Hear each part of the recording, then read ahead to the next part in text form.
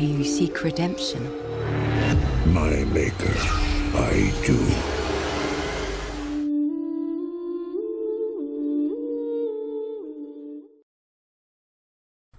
Salutations everyone, my name is Sir Bunker Prime and welcome to my channel and my very first video.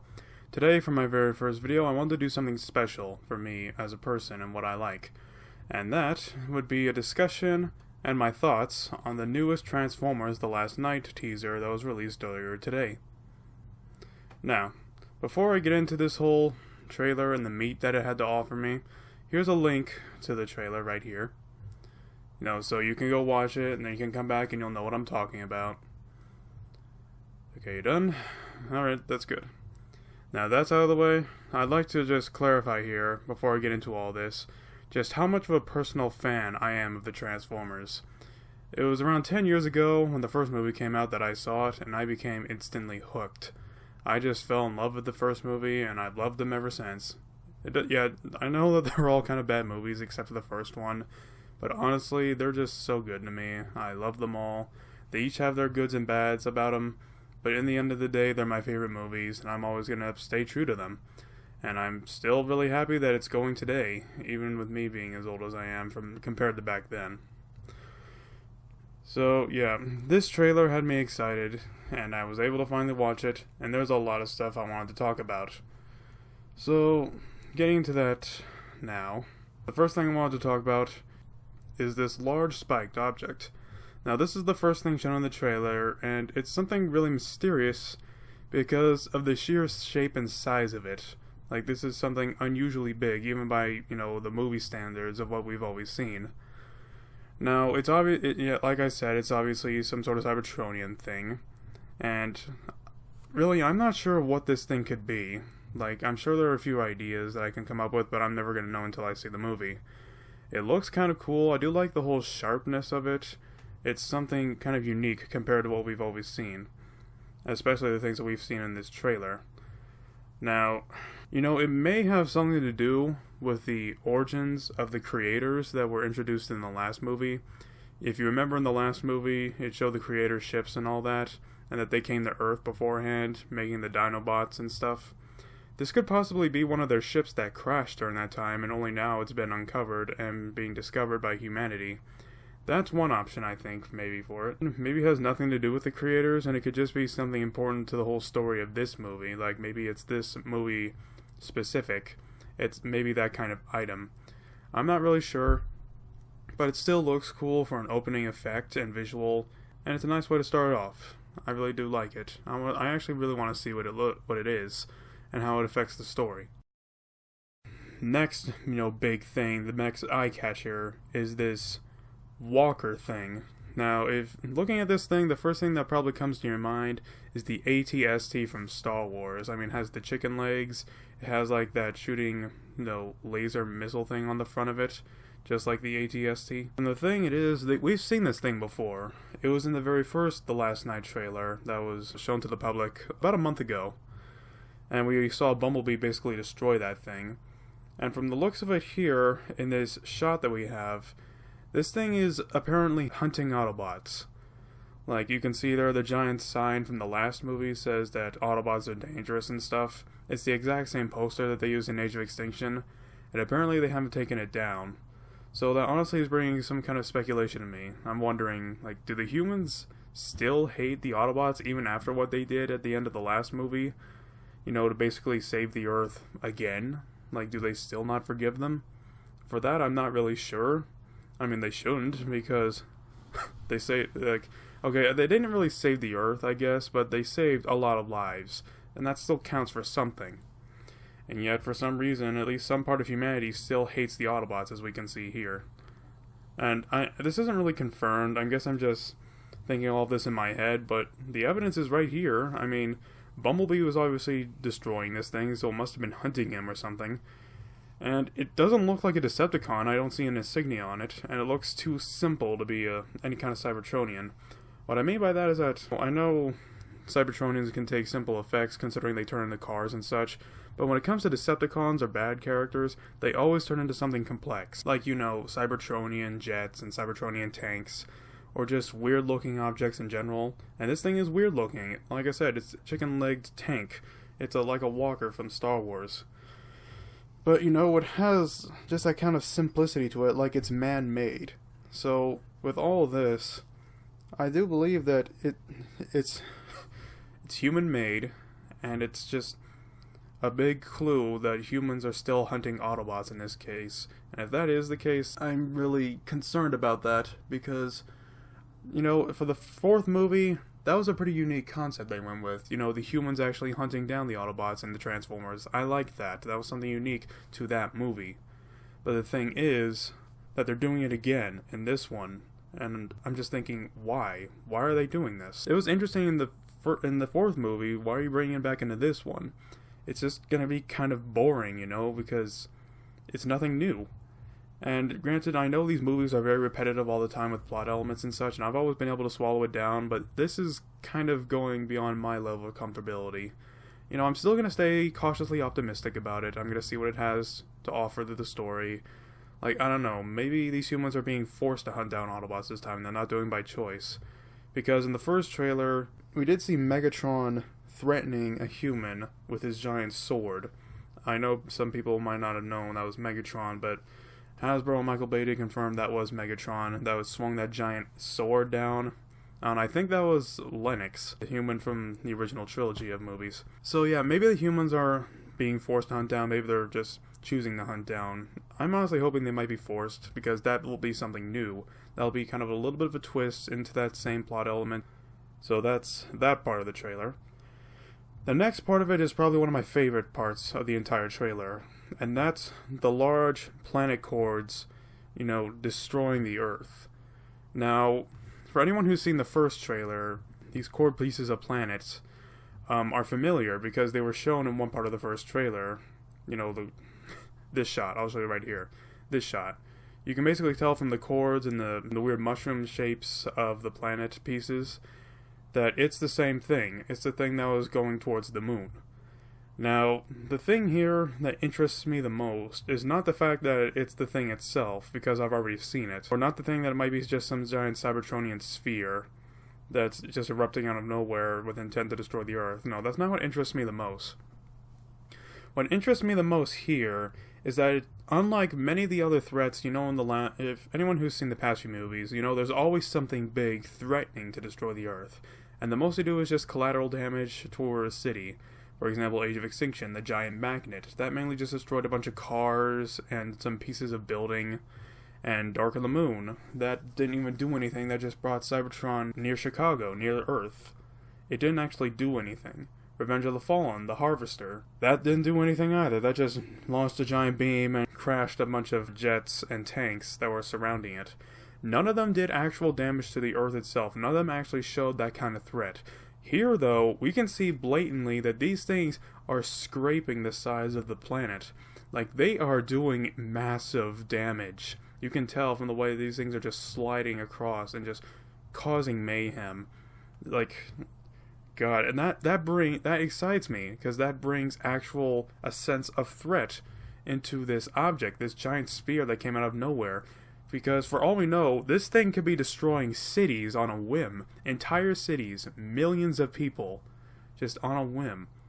And I just freaking love that, because it's an actual threat. It's actually causing damage, and it's something that's really wanting people to have the Autobots stop, because it's bringing on consequences. It's something new. It's something I'm excited about, because we've seen here, it does actual damage. It's already done damage, so who knows what it could do further on in the actual movie. Now, something I never thought I'd honestly see for these movies, you know, these Transform movies, something I never thought I'd see them actually, you know, be brazen enough to do, is kill off a bunch of people and cause massive damage to the Earth. Like, actually take that step to show absolute mayhem. I mean, the closest they've ever gotten to that is the Chicago destruction scene in Dark of the Moon, where Decepticons flat out killed people with full-on intent. And you know, that is dark, but compared to this and what this little scene had to offer, I don't think it's really anything, because if this thing is scraping across the planet, destroying cities, heck, I think it might even be destroying a whole continent here, That's just absolutely insane. It's absolute damage done to like a horrifying degree, and I just love it. So I might be repeating myself here, I think I am. But yeah, I think you get my point here, is that this is something that we finally get to see, real damage, a real threat. So this spear thing that I wasn't really excited about before, I'm excited for it now because it's actually going to be a real threat. It's actually going to do something. So that concludes that part. The next part right after that scene was a very interesting one. Now, they did confirm quite a while ago that since the Dinobots didn't die at the end of the last movie, that they would be returning, all of them would be returning, and they would have a more significant part of the story, or at least Grimlock would. And apparently here, it shows some actual truth to that claim, because we see Grimlock here. Now, what's happening here is a little bit concerning for me, as for many other Grimlock fans, because there are two perspectives that you could be taking towards this scene. It's either A, that my theory before is correct, and that humans are still hunting the Autobots and Transformers, in which case these humans are attacking Grimlock and are hurting him, and like knocking him off the side of the road. And if that's the case, I'm not exactly sure how that's possible, for one, because Grimlock's a giant robotic dinosaur that can breathe fire, and as far as I know, he doesn't care about humanity. I mean, he cares about Optimus, the Autobots, and his Dinobots because, Optimus earned his respect, and the Autobots earned his respect. And he, of course, already respects his fellow Dinobots, so that makes sense that he wouldn't hurt them. But he doesn't care about the humans, like Optimus does, or the other Autobots, so why would he not attack them? For that, I'm not really sure. But if the humans are hunting him, he won't go down as easy as the trailer might suggest. I'm sure he's probably going to fight back, and he's going to do massive mayhem. Now, the other possibility that might be happening here is that Grimlock himself is flat out attacking the humans, because, like I said earlier, he doesn't care about humans. So, maybe he just, I don't know, maybe with Optimus gone, like he has no leash, and if these humans are just kind of disturbing him, he'll just go around the road and just start destroying them without them even attacking him. That seems like something Grimlock would do. I mean, he's kind of reckless, what we've seen of him in the last movie. But yeah, either way it goes, the main concern here is whether or not Grimlock will die. I don't think he will, because it's Grimlock. He's a fan favorite, right alongside Bumblebee and Optimus. And he's finally made his debut in the film, so I don't think they're going to kill him off that early. If they do kill off a Dinobot, I don't think it's going to be Grimlock. Because Grimlock's the biggie. He's like the toughest one out of all the 4 Dinobots we've gotten in this franchise. Yeah, I'm just really hoping that I don't think Grimlock's going to die, and I'm hoping he's not going to die, because if Grimlock should die by anyone, it should be a Transformer's hand. It should be by a Decepticon hand. It should be by the hand of that giant dragon that we saw in the first trailer. It shouldn't be by humans.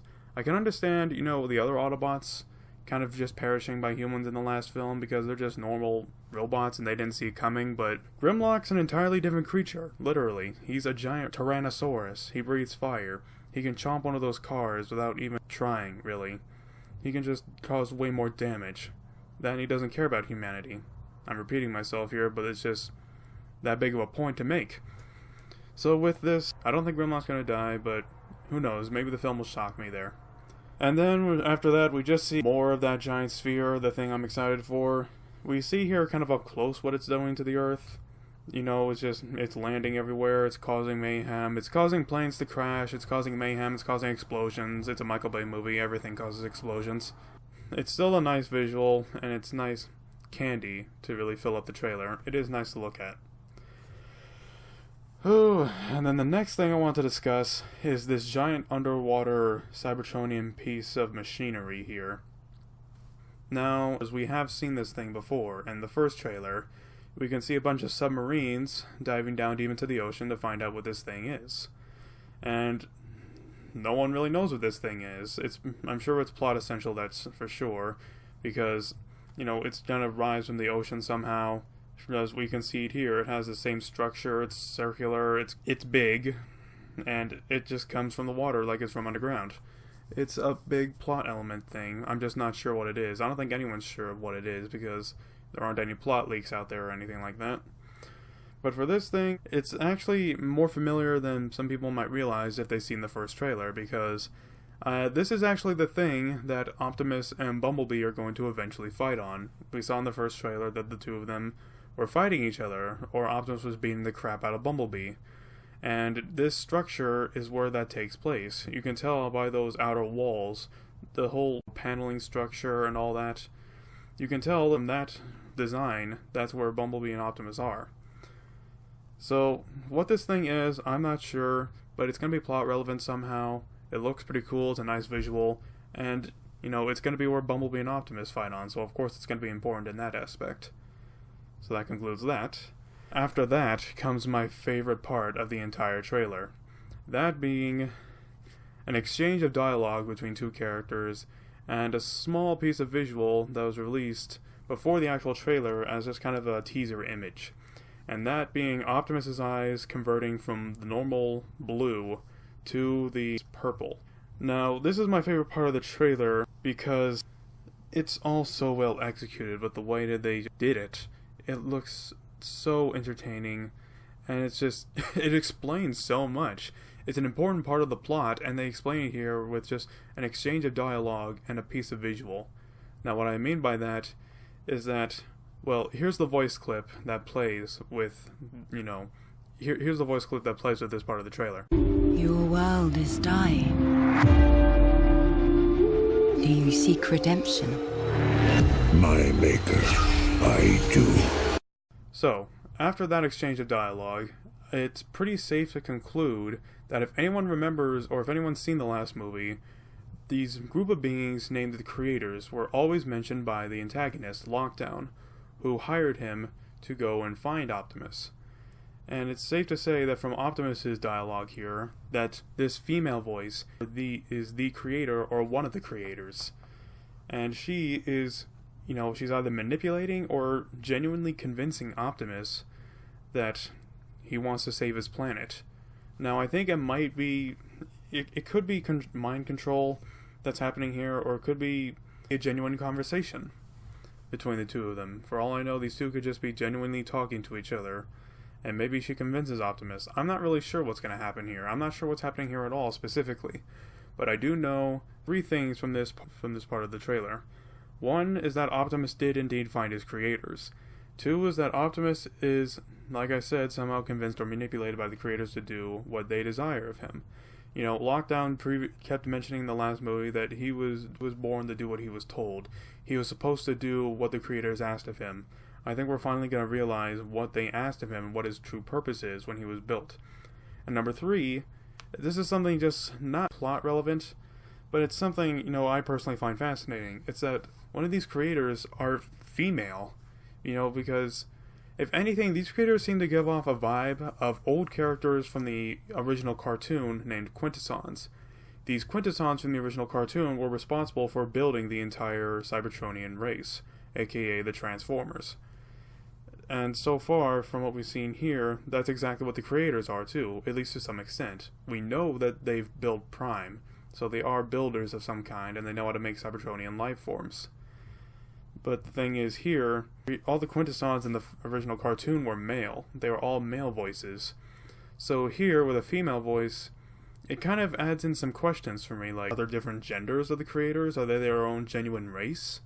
Do they resemble anything like the original Quintessons in the cartoon? Because the original Quintessons in the cartoon, they had, more than one face on their body, and they always, exchanged faces to resemble different personalities and ways of talking. They had, different accents and such, different ways of speaking. And here, what if maybe these Quintessons or these creators, have different voices, like male and female voices on the same body? Or if not, they're just separate beings on their own. I'm not sure. I can't really jump to conclusions here, even though I already am. But it's just so interesting. It's something I wasn't expecting. And honestly, this might be a little weird to say, but if this female character is responsible for building Optimus Prime, she could be a mother figure to Optimus, because she is the reason that he exists. So that's kind of funny and entertaining and weird at the same time, that Optimus Prime would have an actual mother figure. So that's really interesting to see. Just all that information from this one part of the film. I just love the delivery from the different voices, and I just love the visual. You see his eyes just convert and just flicker from blue to red to purple. I just love it. That was so good. It just excites me even more for an evil Optimus. I know that's something you should not be excited for because Optimus is the embodiment of good, but that just shows his character develop even more, because if there's anything that's good about this Optimus from the universe, it's character development. He's not just like goodness incarnate. He's an actual character. He has flaws. He can do bad things too. And here, it can show that maybe he has like a personal desire or greed or something that might cause him to be controlled here, or might cause him to go evil or rogue. And with this plot element, and with what they've shown here, I'm excited for it. I'm excited for this part of the movie. Okay, so the final part that's worth mentioning in this trailer is the big money shot. You know, the thing that's got everyone talking about this new Transformers film. What Devastator did to Revenge of the Fallen, what Shockwave did to Dark of the Moon, and what the Dinobots did to Age of Extinction. Bumblebee versus Optimus Prime is what's going to be for the last night. Fight scene that no one would really expect. The two faces of the Transformers franchise going at each other, even though they're on the same side. Well, they're not really on the same side anymore. Kind of obvious here because Optimus is kind of evil, but you know what I mean. Now, what I do like here is that they show all new scenes, all new parts of this big fight that's going to be happening in the movie. And what's surprising here is that Bumblebee is holding up really good against Optimus. You know, we've seen in 4 movies that Optimus is a fantastic fighter. He's merciless, he's swift, he's cunning when it comes to hand-to-hand combat. He's capable. And not often did he ever get outmatched, only twice really by, Lockdown and by Sentinel Prime in the past movies. So, with here, it's surprising that Bumblebee of all characters can really just stand toe-to-toe with him, because Bumblebee gets good hits against Optimus in this, and it seems like he might actually have a chance of winning. Because we saw in the first trailer that Optimus just totally kicked Bumblebee in the rear here. He just knocked him on the ground and nearly stabbed him. He showed dominance because he's the dominant figure, because, he's Optimus Prime. He's bigger, taller, more powerful, stronger, But Bumblebee here is holding up good against him, and that's what's so shocking here. Because he's the scout, he's the small one, he's the kid-friendly character, and yet he's going up against Optimus Prime pretty well. That's just shocking. And another interesting part about this sequence of scenes is that there's actually water flowing everywhere, all over them.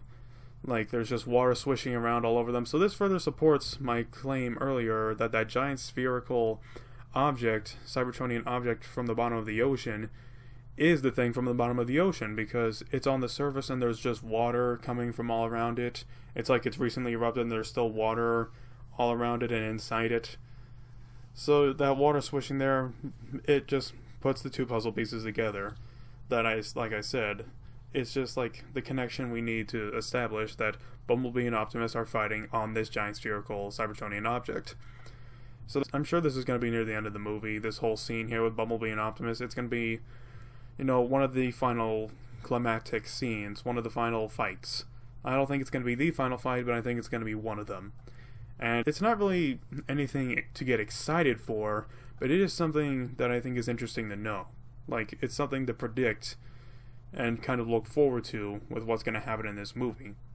So, that concludes really just all the parts about this trailer that were interesting. This trailer, it did not disappoint. It showed a lot of new stuff, and it made me more excited for the movie because of just all the new potential elements for the story, just all the things to show we're potentially offering for the story. And it's just made me more anxious now for this full-on Super Bowl trailer that's going to be showing a few days from now. I'm not sure whenever this video comes out. It might be 2 days from now or tomorrow. It's one of them. But it's coming up really soon with an extra 20 seconds of footage.